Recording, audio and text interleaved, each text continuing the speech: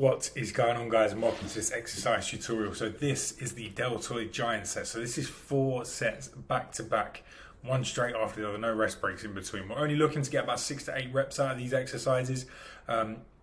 Each one they're not moving, so we can get typically heavy on, but the amount of volume that's involved, the consistency, just the movements in themselves are very, very taxing, so you won't feel the need to go super heavy on these. So I'm going to list the exercises.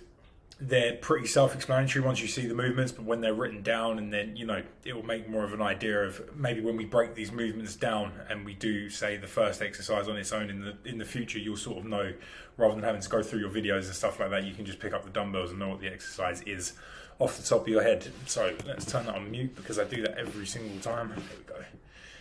So our first movement is a butterfly lateral raise. So as you can see, I'm set up on an incline bench. Now it's like a medium incline, almost high incline before the seat's upright.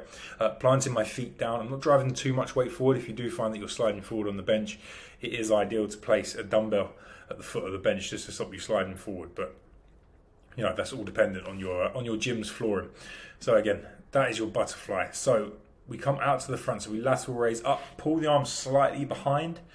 Don't bring it up any higher than the shoulders. Carry it round to the front, just like a butterfly stroke in swimming, and control that way down. The second one is a W raise. So you'll notice at the top of this, my elbows are bent.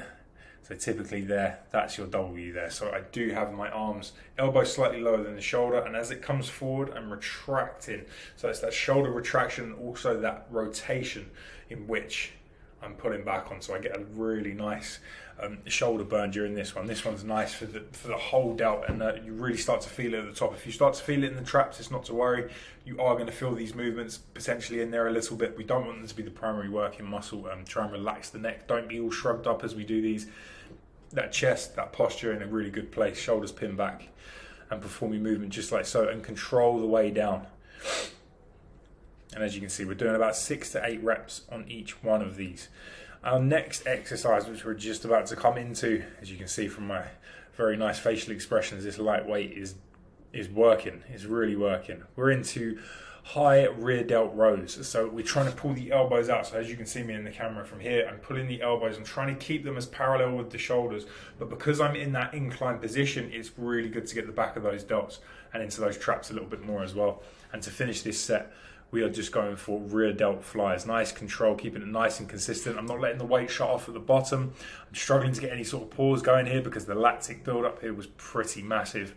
So yeah, just trying to keep it nice and neat, not swinging the weight, not letting it crash at the bottom, not letting anything shut off, trying to keep everything nice and consistent. Rest breaks in between, nice and minimal. Keep your breathing, obviously, because your chest is on that bench.